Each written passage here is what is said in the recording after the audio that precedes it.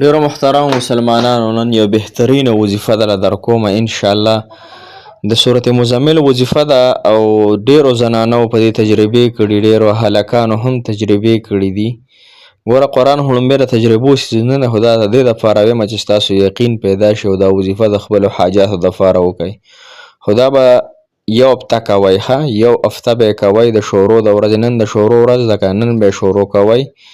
او بلې شورو ورځې پورې به دا ختمیږي او ان شاء الله چې د دې په دې منځ کې به الله جل شانه ستاسو حاجات ستاسو مسلې ستاسو جایز خواهشات هر رنګ چې وي هر قسم چې وي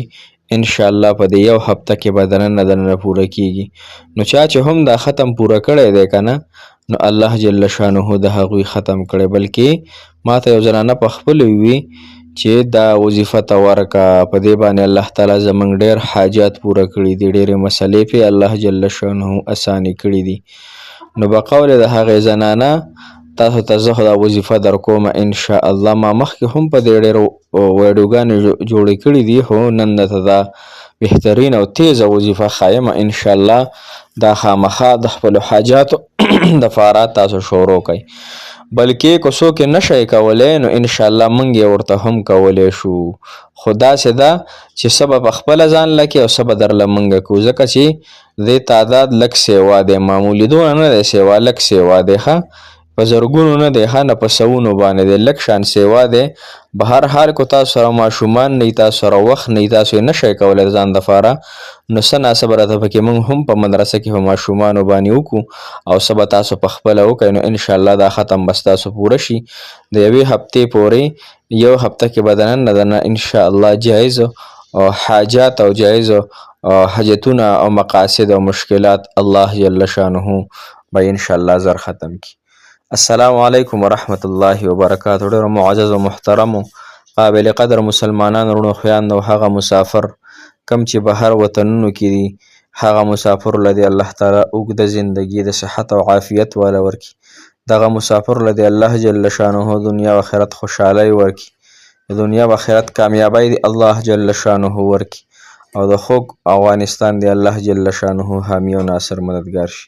محترم مسلمانانو نن زمونږ چې کومه وظیفه ده هغه د سورة مزمل ده سورة مزمل یو آسان سورت دی هیڅ ګران پکې څه نشته دی تقریبا یو پیره چې تلاوت کې کنه نو ټوټل 2 منټه یا 3 منټه ټایم په لګي چې صحیح تلاوت کې نو 2 منټه او 3 منټه هغه په دې باندې وخت لګي نو لہذا کم مسلمانان چې پریشان حال دي کم مسلمانان چې حاجتمند دي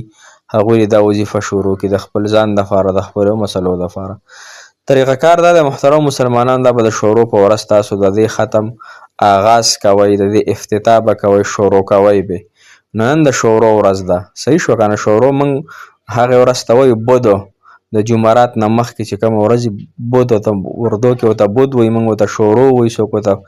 پته نه لګي په افغانستان والا ورته پرشنبه وایي که چهارشنبه ورته وایي پته نه چې څه ورته وایي پښتو کې ورته چهارشنبه هم ویلی کېږي لہذا هر څه چې دي خو د شروع ورځ د نننۍ ورځ ده نو په دې باندې چې انشاءالله کوم انسان دا ختم شروع کی بله شروع راځي د بود ورځ نو انشاءالله د منځ کې به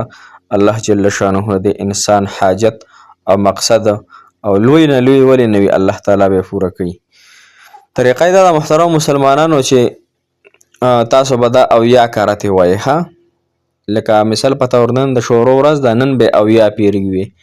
سبا د جمعرات د زیارت ورځ سبا به اویا پیرې وي بیا به اویا پیرې د جمعې په ورځ وي اویا پیرې بیا د هفتې په ورځ خیالي چې ورته وایي بیا د اتوار په ورځ بیا ګل بیا نهه او بیا د شروع ورځې پورې به دا تاسو اویا پیرې وایئ کو هر ټایم یې وایئ خو دغه ټایم ډېر زیات بهتر دی کو ماسپښین مونږ نه پسې وایئ کو مازدیګر او کو دغه هم نه چې هر ټایم تاسو سره فارغ وي هر ټایم کې تاسو ماشومان یا داسې زنانه راټولولی شئ چې هغوی د دې ختم باندې یعنې صورت مزملو له ورځي په صحیح طریقې سره نو انشاءالله دغه زنانه راټولې کوئ څنګه چې زمونږ رواج دی اکثر علاقو کې چې کله څوک ختم کوي نو ماشومان د مدرسې نه راوغواړي یا هم مدرسه کې په ماشومانو ختم وکړي او هغوی له څه خواږه شیریني وغیره د الله د رضا دپاره ولیږي، نه چې په دې ختم باندې بلکې صدقه وکړي او وایي چې دا د ماشومانو باندې وخورئ. نو دغه رنګې طریقه هم کولی شئ ها.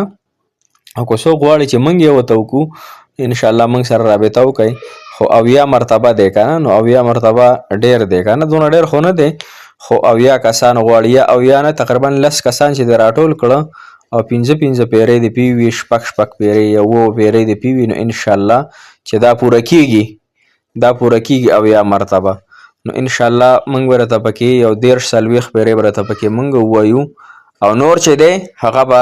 تاسو په خپله د خپل ځان دپاره وایي په دغه طریقې سره. انشاءالله دا به یوې هفتې پورې تاسو جاري ساتئ. انشاءالله د یوې هفتې کې دننه به الله جل شانه ستاسو مقصد، ستاسو حاجت دی، ستاسو مشکلات دي، د اقامې مسله ده. به ډېر خلک دي که نه زموږ وظایف ګوري، څوک د بیمارۍ دپاره کوي کولی شي، څوک د اقامو دپاره، څوک د ویزو دپاره، څوک د مخې روانېدو دپاره، څوک د بندش دپاره، څوک د نکاح او د خالص محبت دپاره، دغه رنګې څوک د قرضونو دپاره کوي، څوک په چا باندې قرضونه وي چې دا راوځي، څوک وایي چې په کور کې مشکلات دي، جنګ جګړې دي، برکت نشته. څنګه مسلې دي ستاسو څنګه هغې ټولو مسلو دپاره انشاءالله دا ختم تاسو شروع کوئ ها. خو نن ورځ نه خامخا شروع کوئ، زما دا غږ چې تاسو واورئ نن نه خامخا شروع کوئ. موږ ته هم دعاګانې کوئ، موږ ورته هم دعاګانې کوو چې الله تعالی دې ستاسو دې وظیفې سره تمام په تمام حاجتونه، جایز خواهشات، جایز مقاصد پوره کړي الله جل شانه. موږ هم ګناهګاران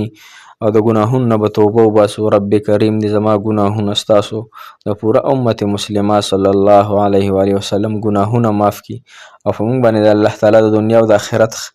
فردې راواچوي، په دنیا کې هم په آخرت کې هم. او الله جل شانه دې موږ د خپلو عذابونو نه، د خپلو سختو فیصلو نه او د خپلو هغه مشکلاتو نه الله تعالی په دنیا کې او په آخرت کې موږ له نجات راکړي. محترمو کله هم چې ګناه وشي نو هغې پسې فورا توبه وباسئ. الله جل شانه غفور الرحیم ذات دی، ګناهونو معاف کولو والا ذات دی، الله تعالی معاف کوي. بلکې حدیث مبارکه کې راځي چې غرونه او د غرونو د غاړې یا د اسمانونو د غاړې د ګناهونو نه ډکې شي او یو پیره یو انسان وایي چې الله ای مالک الله ما نه دغه ګناه شوی، دغه ګناه رانه شوی، الله ما معاف که، الله ته رحیم ذات، ته کریم ذات، الله ستا در لوی دی، الله ستا رحم لوی دی، الله ستا غصه ستا په غضب، ستا په غصه باندې ستا رحمت غالب دی، الله ته په خپل رحمت کې موږ ډوب کړي، الله زموږ ګناهونه معاف کړي. او سترګو نه لږې اوښکې وبهیږي نو الله جل شانه د انسان توبه معاف کوي. محترمو الله تعالی مو آباد لره، الله تعالی مو خوشحاله لره، د دنیا او آخرت خیرونه خوشحالۍ دی الله تعالی موږ ته راکړي، د دنیا او د آخرت دغه